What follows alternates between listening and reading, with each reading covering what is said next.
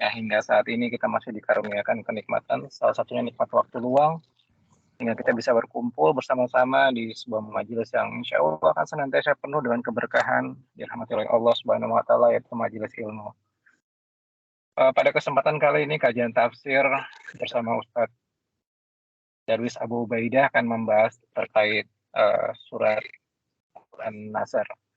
Sebelum kita masuk pada kajian, mari kita bersama-sama membacakan surat Al-Fatihah. Bismillahirrahmanirrahim. Al-Fatihah. Bismillahirrahmanirrahim. Alhamdulillahirabbil alamin, arrahmanirrahim, maliki yaumiddin. Iyyaka na'budu wa iyyaka nasta'in. Ihdinas siratal mustaqim. Shiratal ladzina an'amta 'alaihim ghairil maghdubi 'alaihim waladdallin. Alhamdulillah.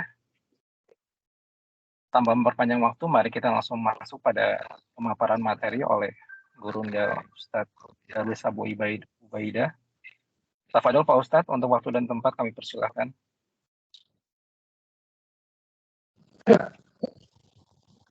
Mudah-mudahan suara saya kedengaran ya Pak ya, karena suara Bapak agak jauh dari kedengarannya. Iya, alhamdulillah terdengar Pak. Benar ya, saya jelas ya.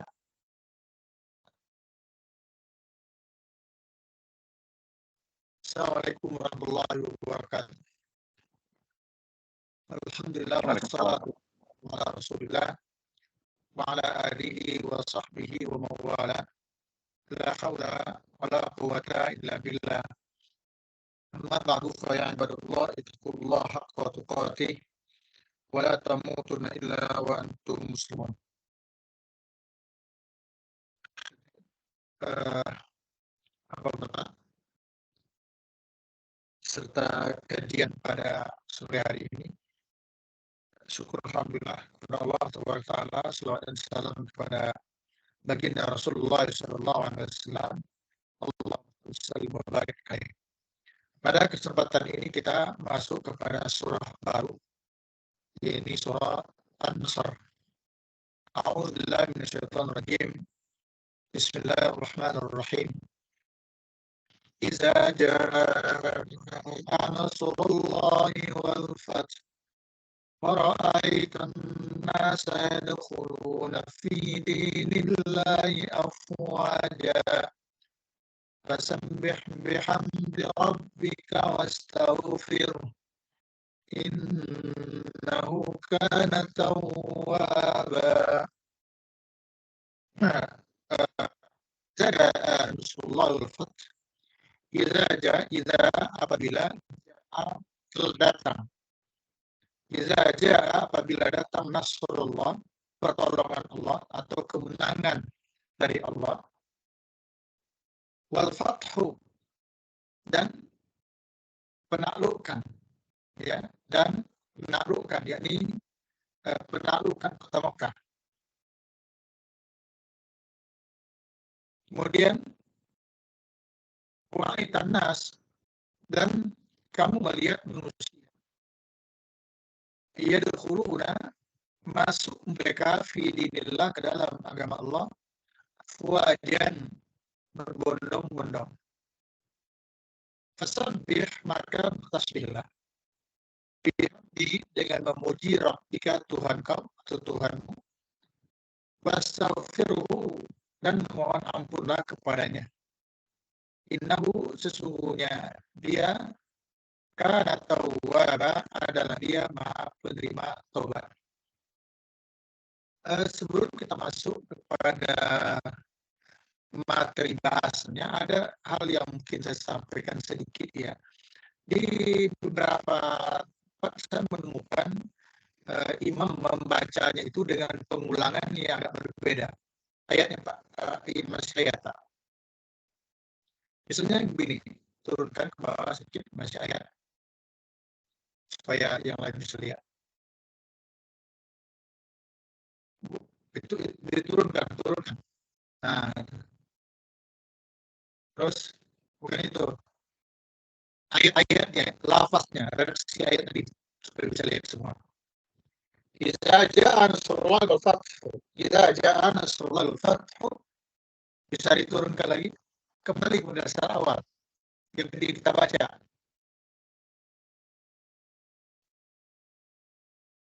Terus ayatnya, nah itu. Oke, coba dilihat. Ya, jadi sebenarnya bacaan ayat ini biasa aja. Misalnya, idza jaa nasrullahi wal fath wa ra'aitan nasa yadkhuluna fi dinillahi afwaja fasabbih bihamdi rabbika wastaghfir. Sebenarnya nggak masalah. Tetapi ada sebagian bukan jadi kampung-kampung ya di masjid di Jakarta ini saya temukan itu ada imam yang mengulangnya begini. Wa ra'aitan nasa yadkhuluna fi dinillahi afwaja. Afwaja tasbih. Nah, ini kenapa harus diulang dari afwaja? Lanjut saja seharusnya seperti itu. Dari segi arti juga nggak naik itu dari segi artinya. Dan apabila kau melihat manusia berbondong-bondong dan masuk dalam Islam berbondong-bondong maka tasbihlah, kan nggak nyambung juga. Oleh karena itu tidak perlu diulang, lanjut saja. Yadkhuluna fi dinillahi afwaja fasabbih bihamdi rabbika. Ya. Nah, kemudian ayat akhirnya itu fasabbih bihamdi rabbika wastaghfir innahu kana tawwaba. Tawwaba itu satu kalimat. Jadi tawwaba. Nah, ini ada pula imam ini di masjid yang cukup besar. Ini tawu itu dibaca bingung pula di sana. Innahu kana tawwaba. Wah, salah itu.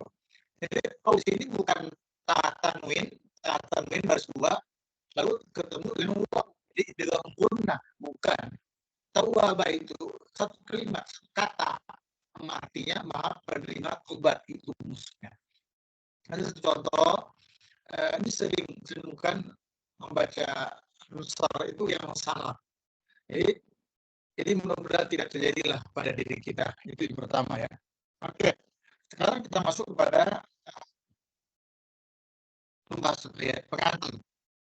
Surat An-Nasr ini tergolong ke dalam kelompok surat Madaniyah atau surah yang diturunkan oleh Allah Subhanahu wa taala setelah peristiwa hijrahnya Nabi SAW dari Mekah ke Madinah. Ayat surat ini dari 3 ayat ya, pendek memang, dan lain pelanggaran kita kaum muslimin karena praktis untuk membacanya. An-Nasr, surah An-Nasr yaitu terdapat pada ayat pertama idza jaa Nasrullah, apabila telah datang Nasrullah ini pertolongan dari Allah Taala. Kemudian ada di situ mana-mana kalimat yang Bapak lihat, ada Nasrun, kita lihatnya adalah pertolongan, atau juga disebut dengan Al-Fathun, kemenangan dan penaklukan. Fathu di sini adalah Fathu Makkah.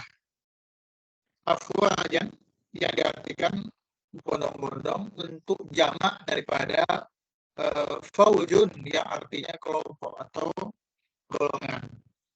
Tawwaba yang bermakna maha menerima tobat.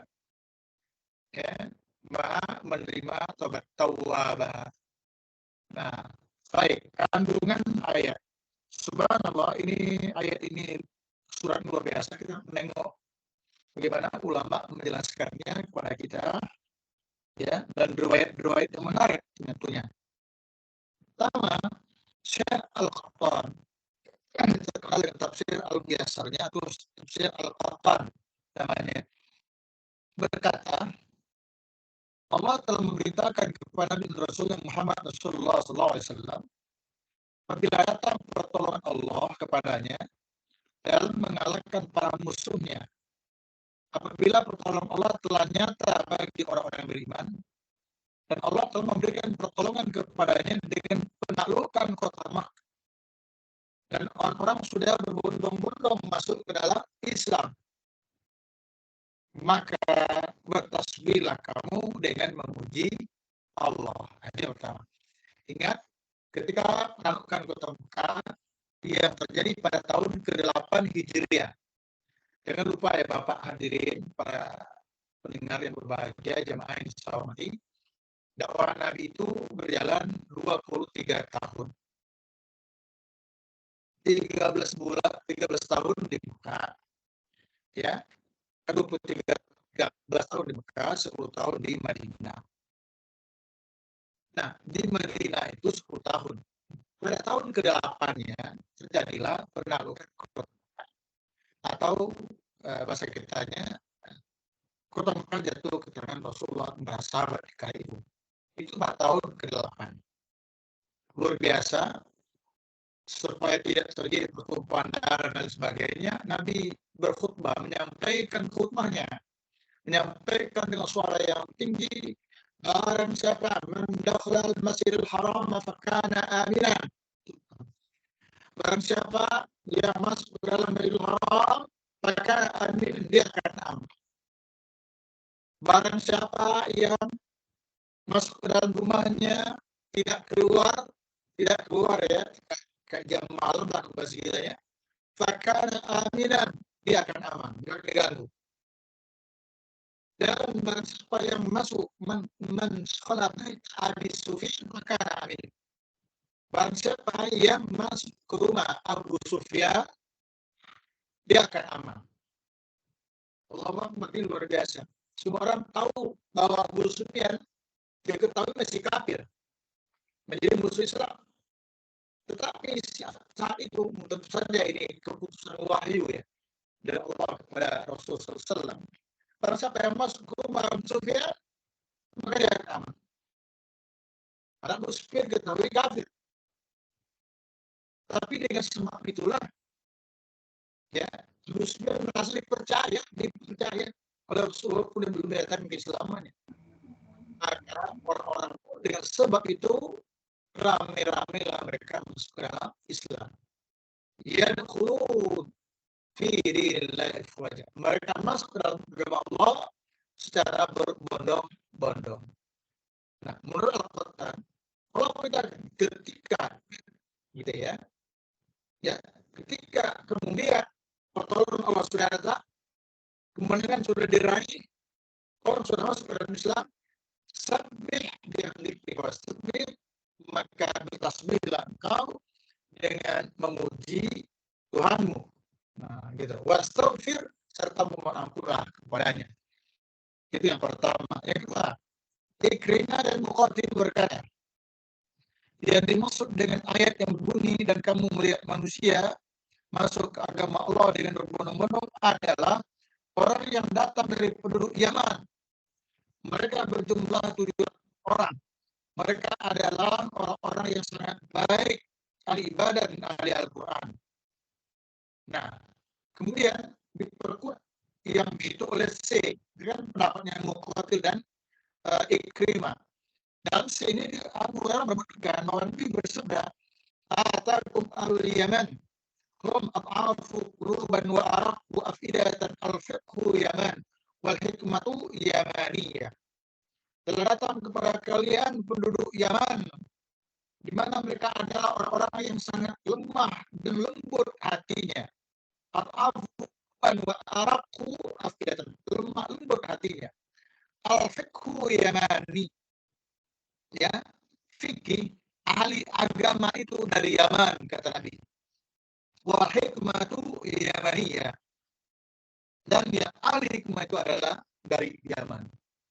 Abu Hurairah berriwayat hadis yang terbaik dari Nabi SAW adalah Yamani, orang Yaman. Nah itu, ya, luar biasa itu Yaman. Hanya untuk akhir-akhir ini saja ini di Indonesia itu orang benci dengan dari orang Yaman. Nah itu para buzzer-buzzer itulah kita aja dikit-dikit Yaman. Tujuannya nggak jauh sih, paling yang Anies Baswedan gitu lah. Ya, jadi di hati Rasul orang Yaman itu orang baik-baik. Ada yang tidak baik turut yang lain.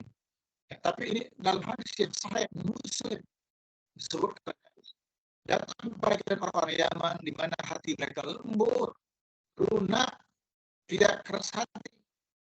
ya, tidak keras hati. Kemudian al-fiqhu Yaman. Ahli fikih itu adalah orang Yaman. Wal hikmatu Yamaniyah, dan ahli itu adalah orang Yaman. Lafaz kedua ini menyebutkan bahwa manusia yang banyak itu adalah orang yang dari Yaman. Sampai disebutkan angkanya 700 orang. Kemudian Aisyah menjelaskan pula makna lain dari surah An-Nasr ini. Masallah Rasulullah SAW salatan pada an-nazirat alaihi surah dan surah Fath illa yakul subhanaka rabbana wa bihamdika Allahumma. Disebutkan Nabi tidaklah salat setelah turunnya Idza ada Rasulullah itu kecuali beliau membaca subhanaka rabbana wa bihamdika Allahumma. Subhanaka Allahumma bihamdika Allahumma. Itu dibaca ketika rukuk dan sujud. Ada tambahan riwayatnya. Kata Aisyah, karena Rasulullah yukthir liyakul fi rukui wa sujudi subhanaka Allahumma rabbana bihamdika Allahumma. Adalah Nabi SAW itu banyak membaca baik di ruku maupun sujud, itu baca subhanaka Allahumma rabbana wa bihamdika Allahumma. Kita awal Al-Quran sebagai beliau memahami Al-Quran, mengamalkan Al-Quran. Dari ayat tadi, pasabir birab di kawas taufir. Maka Nabi pun membaca ketika rukuk dan sujud, subhanaka Allahumma rabbana bihamdika Allahumma. Hadirin Bapak jangan berbahagia. Sebagian kita ya, sebagian kita ketika rukuk membaca subhana rabbiyal azim, subhana rabbiyal azim, subhana azim 3 kali. Dan juga subhana rabbiyal azim, subhana rabbiyal azim, subhana rabbiyal azim 3 kali. Nanti ketika subhana rabbiyal a'la, subhana rabbiyal a'la, subhana rabbiyal a'la, atau subhana rabbiyal a'la bihamdi, subhana rabbiyal a'la bihamdi, subhana rabbiyal a'la bihamdi. Itu ada. Nah, hadirin yang berbahagia, kita boleh berbeda pendapat, tidak ada masalah. Saya sudah cukup lama memang berdasarkan kajian ini, tentu kajian sebelumnya juga, saya ketika rukuk dan sujud, saya mengikuti ini. Jadi ketika rukuk subhanakallahumma rabbana bihamdika ya sebanyak-banyaknya. Kalau kita sebagai umum, dia baca itu sampai imam sami'allahu liman hamidah. Nanti ketika sujud sama membaca juga subhanakallahumma rabbana bihamdika Allahumma. Subhanakallahumma rabbana bihamdika Allahumma. Kalau kita sujud itu kebebasan untuk membaca sebanyak-banyaknya. Karena begini, aku sedikit saya sampaikan grafiknya ya.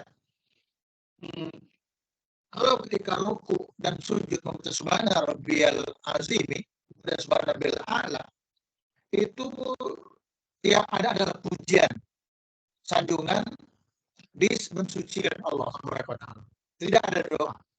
Sementara di dalam hadis khusus untuk sujud, kata Nabi apa? Amma fis sujud faksilu fi doa. Berjitahidu fi doa. Adapun di waktu sujud, banyak-banyaklah kamu berdoa kepada Allah. Bersungguh-sungguhlah kamu berdoa kepada Allah. Itu di saat sujud. Nah, subhanallah azim ya subhanallah sujud tidak ada doanya. Yang ada adalah pujian kepada Allah. Berbeda kalau Bapak, saya, dan kita semua membaca subhanakallahumma rabbana bihamdika Allahumma, itu ada doanya.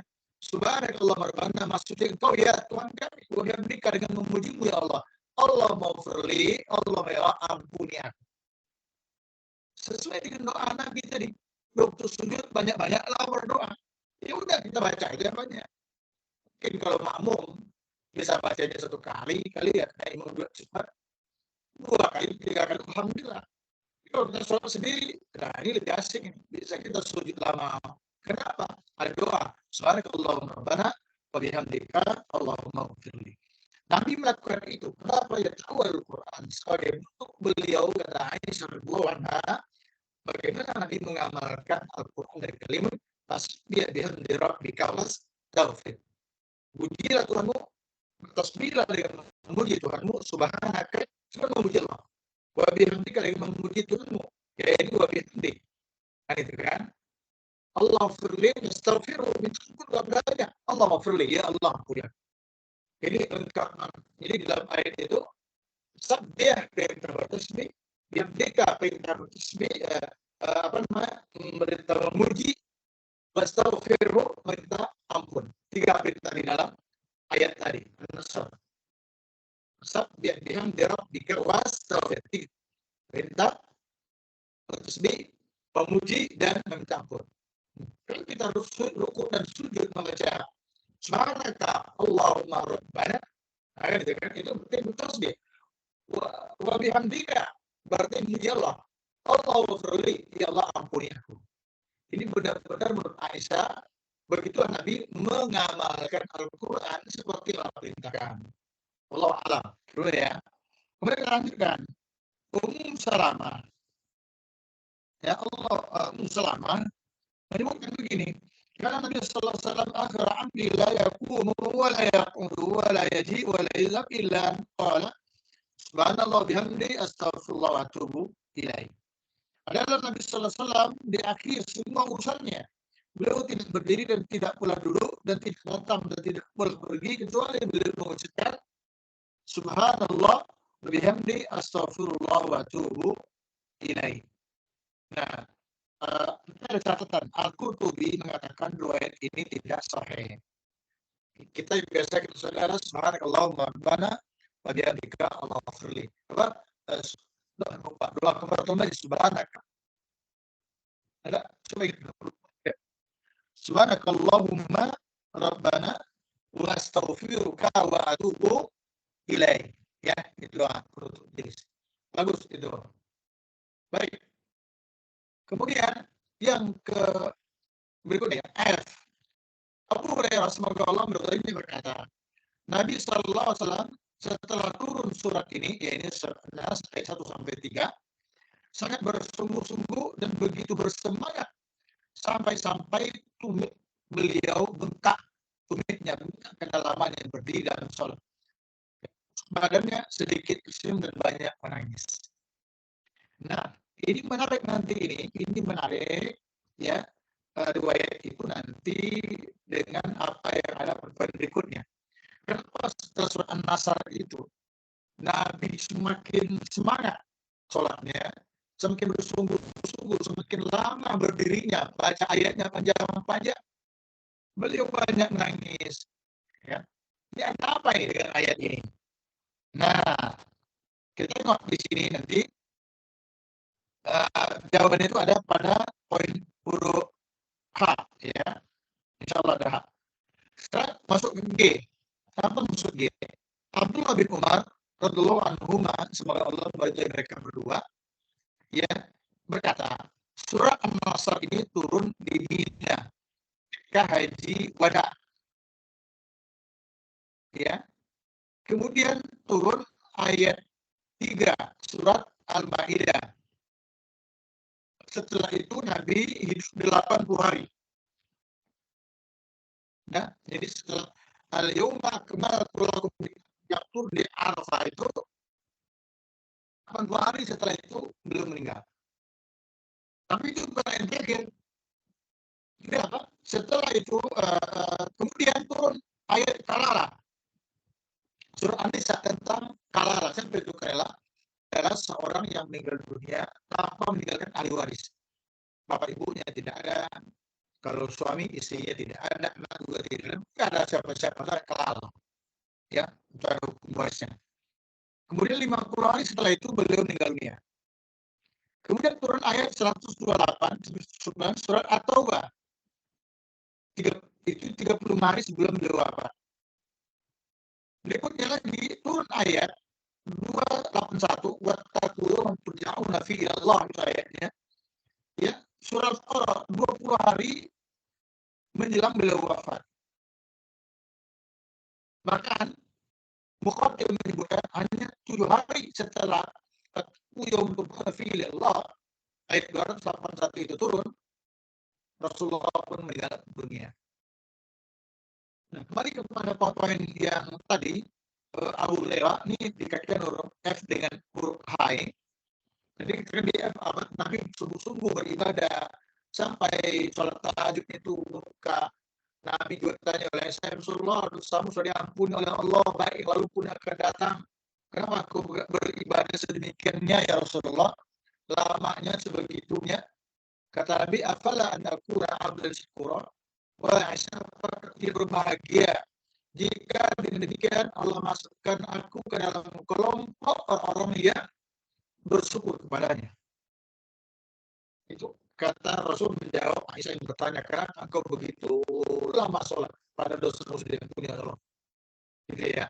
Dikatakan dengan cerita mulai lagi setelah Nasr turun, beliau bersungguh-sungguh bersemangat daripada sampai tubuhnya bengkak. Ya, banyak menangis, kurangi ketawa, senyum. Nah, itu dikaitkan dengan poin H. Ini ya. Dalam Bukhari disebutkan bahwa Ibnu Abbas radhiyallahu anhu bercerita. Kata Ibnu Abbas begini.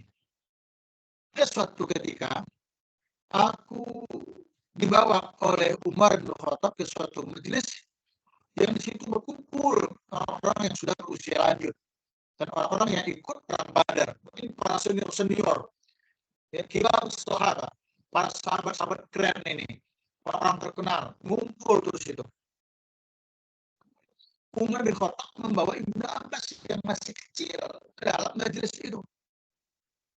Begitu, ya, mereka menanyakan tentang siapa aku dan tentang keberadaan diriku yang masih kecil di tengah-tengah mereka. Ini ada riwayat mengatakan, kalau bahasa kitanya, ya akhi, ya Umar bin Khattab, kenapa nih lo bawa nih, kira-kira gitu ya, bocah cilik nih ke sini nih. Kalau begini gitu ya, kami juga banyak punya anak-anak di rumah, nggak kami bawa ke sini, ngapain kamu bawa anak kecil ini? Kata mereka yang gede-gede, yang tua-tua, yang senior-senior itu. Kemudian lalu Umar mengatakan, dia artinya Ibnu Abbas ini termasuk orang yang telah kalian kenal. Oh, masa kalian tidak tahu siapa dia? Umar, kok kalian mengenal? Betul, mereka mengerti Ibnu Abbas. Mereka tidak mengenal keilmuan Ibnu Abbas karena dia kecil. Gitu. Ya. Kemudian Umar bin Khattab bertanya kepada mereka, gede tadi, dia ikut Badar yang sudah berusia lanjut itu. Apa kata Umar? Yang Umar tanyakan adalah, apa yang kalian tahu tentang idza jaa nasrullah wal fath? Ini dikatakan di situ. Ya. Maka Umar bertanya, apa yang kalian katakan tentang idza jaa nasrullah wal fath apabila datang Allah dan kemenangan? Faqalu, lalu mereka menjawab, Allah Azza wa Jalla Nabi sallallahu alaihi wasallam, di mana Allah telah memberikan kepada Nabi sallallahu alaihi wasallam idza fataha alaihi yastaghfiru.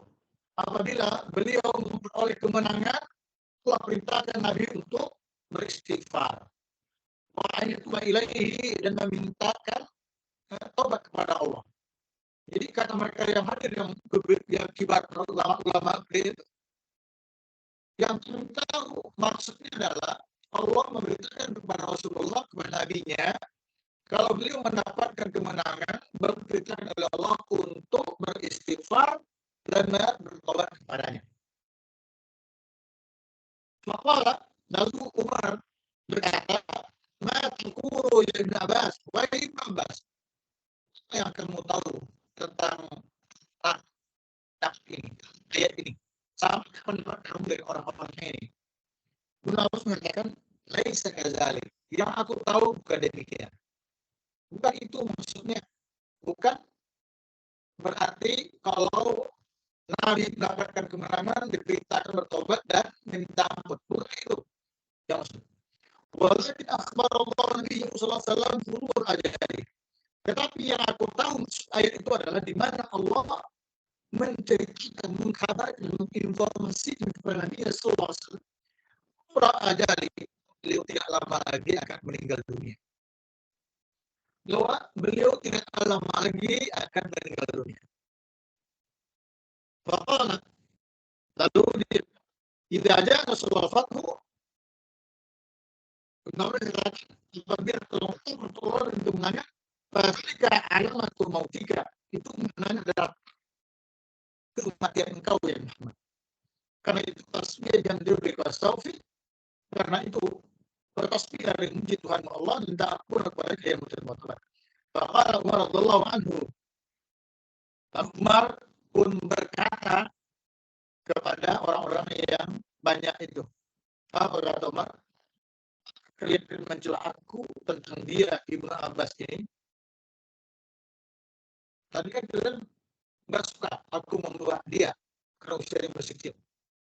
Dan di dalam riwayat disebutkan sini, Umar mengatakan, aku tidak mengerti ayat ini selain apa yang dikatakan oleh Ibnu Abbas.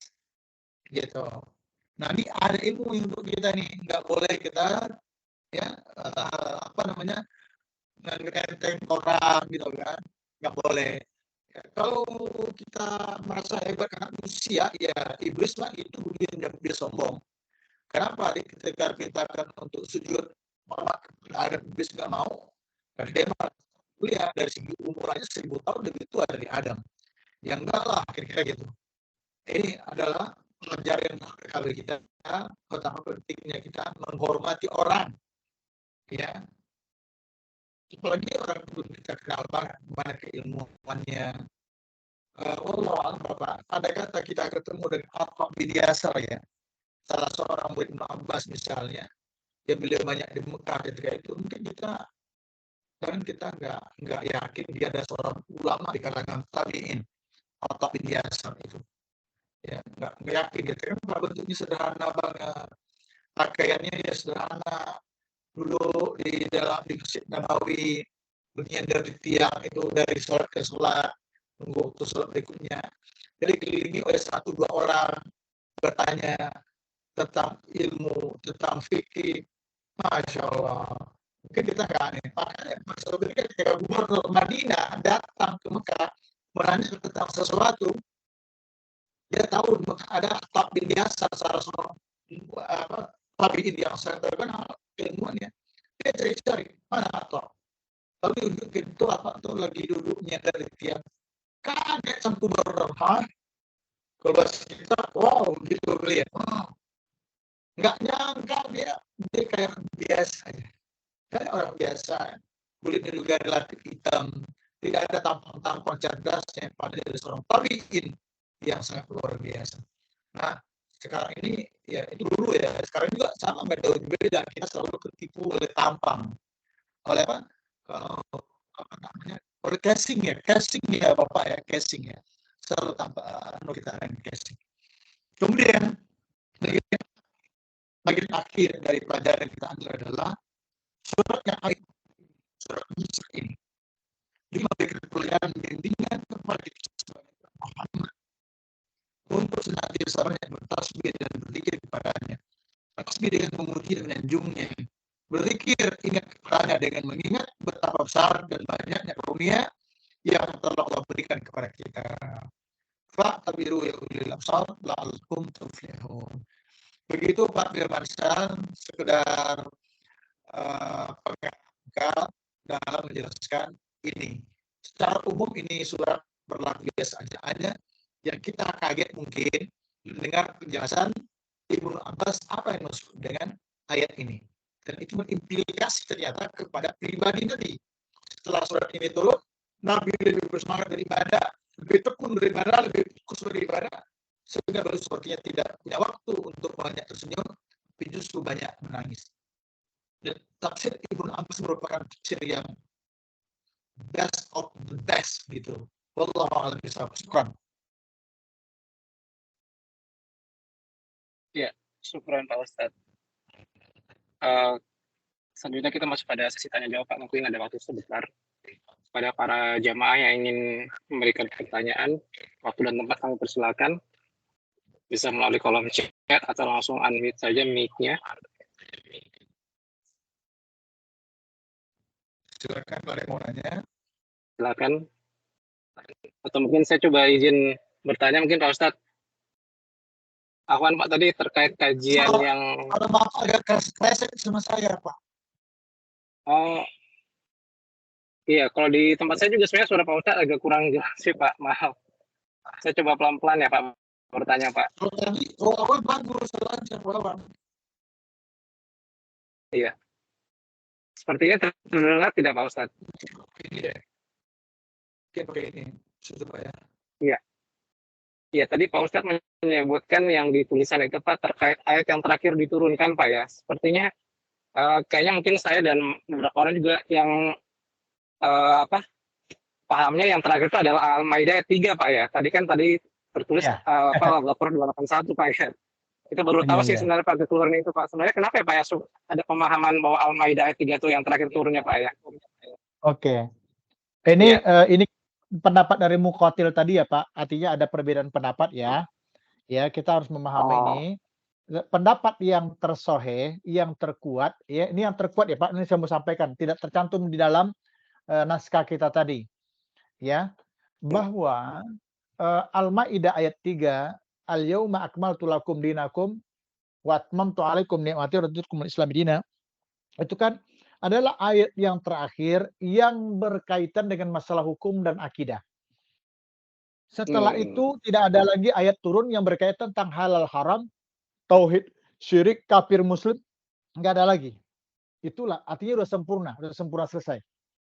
Dan nah, jadi nggak ada lagi. Makanya 80 hari ada mengatakan itu 100 hari, Pak. Setelah itu Rasulullah pun meninggal dunia setelah kembali ke Madinah setelah haji wada itu. Nah, tapi yang terakhir betul surat itu turun adalah Al-Baqarah 281 dan itu tidak berkaitan dengan masalah hukum halal haram, tidak. Bunyinya wattaqu yauman turja'una fi ilallah. Takutlah kamu akan suatu hari di mana pada hari itu kamu semuanya akan dikembalikan kepada Allah. Summa tuwaffa kullu nafsin ma kasabat. Kemudian setiap manusia akan diberikan balasan terhadap apa yang telah dilakukannya. Wa hum la yuslamun, dan mereka tidak akan dizolimi sedikit pun. Artinya, kalau berbuat baik sekecil apapun pasti dinilai oleh Allah, berbuat buruk sekecil apapun pasti dimintai pertanggungjawaban. Inilah pendapat yang tersoheh. Jadi kalau tadi dia mengatakan setelah itu turun lagi surah An-Nisa tentang kelala hukum warisan, itu pendapat itu sangat lemah sekali. Tapi dalam konteks kajian, saya kan harus objektif ya Pak ya. Saya harus menyampaikan ada pendapat-pendapat dan saya suka dengan perbedaan pendapat itu. Jujur aja. Setelah pendapat itu banyak begini, mana yang terkuat kan gitu kan? Ini loh yang terkuat gitu. Gitu Pak jawaban saya. Wallahu alam. Syukran. Baik Pak, syukran pencerahannya Pak, syukran. Ya, silakan mungkin dari Bapak Ibu sekalian. Izin tanya Kang Denny, Pak Ustadz, perihal sujud tadi berarti tidak masalah ya Ustadz ya kalau kita akhiri sholat dengan sujud yang berlama-lama dengan dilatunkannya doa di dalam hati dengan harapan lebih kabul mungkin Ustadz. Baik. Sujud itu berlama-lama diperintahkan, tapi tidak mesti sujud terakhir ya, karena memang sifatnya kan umum ya Pak ya. Ya, jadi sujud kapan saja sujud, tapi enaknya ini perlu dijaga juga ini. Ini menjaga hati ini berat ini. Jagalah hati, jangan kau kotori gitu kan. Nah, begini, kalau kita sholat sendiri itu enak.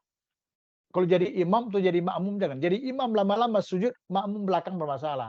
Kalau kita jadi makmum, lama-lama imamnya udah bangkit. Nah, ini kan banyak tuh, mungkin Bapak pernah nengok nih. Ya kan? Imam sudah naik ke atas, dia masih sujud aja. Udah hampir salam, imam baru dia Allah Akbar dulu. Ini nggak benar. Karena menyalahi sunnah Rasul. Kata Nabi apa? Idza sajada fasjudu. Apabila imam sujud, maka kamu sujud. Idza rafa'a farfa'u. Kalau imam bangkit, kamu juga wajib bangkit. Kan gitu kan?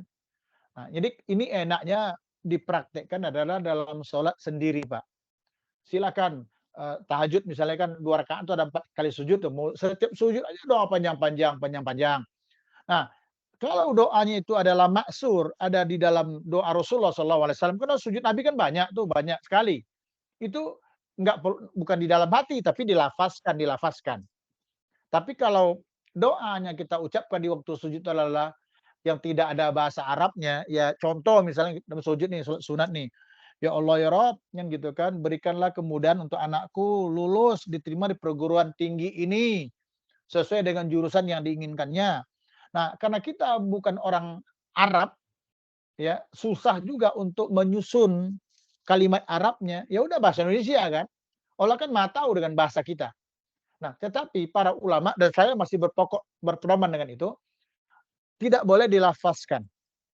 Cukuplah istilahnya itu doa itu sampai ke tenggorokan aja.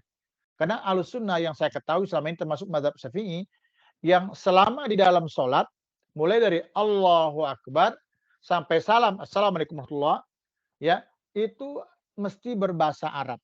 Tidak boleh berbahasa di luar bahasa Arab. Oleh karena itu, kalau doa-doa dalam sujud yang kita baca di luar, ini masih di dalam salam ya, belum setelah salam, masih dalam sholat, itu tetap kalau doanya berbahasa Arab itu boleh dilafazkan tidak apa-apa. Tapi kalau tidak, ya Allah berikanlah kesembuhan kepada ibuku yang sekarang dalam keadaan sakit ya Rabb. Misalnya itu. Kita dalam sujud ini, sunat misalnya. Ya udah sampai ke tenggorokan aja nggak usah dilafazkan. Itu yang saya ketahui hari ini. Walaupun ada 1-2 ustadz mengatakan ya lafazkan saja bahasa Indonesia atau bahasa Jawa atau bahasa apa gitu. Saya termasuk tidak berada pada posisi yang sama dengan pendapat itu. Wallahu a'lam bishawab. Syukran. Ya, syukran Pak Ustadz. Kang Firman cukup ya mencerahkan ya? Cukup, terima kasih Ustadz. Jazakallah. Alhamdulillah. Ya, Ya, sepertinya masih ada lagi kan mungkin? Jika tidak ada, karena waktu juga sudah hendak memasuki waktu maghrib, kita izin untuk mengakhiri pertemuan yang berbarokah ini. Mari kita bersama-sama menutup dengan membaca doa kafaratul majelis. Subhanaka Allahumma wa bihamdika asyhadu an la ilaha illa anta astaghfiruka wa atubu ilaik. Walhamdulillahirabbil alamin. Wassalamualaikum warahmatullahi wabarakatuh. Waalaikumsalam warahmatullahi wabarakatuh. Jazakumullah khairan Ustaz. Terima kasih. Mohon pamit. Ya, mohon pamit Ustaz. Assalamualaikum. Salam. Assalamualaikum Ustaz.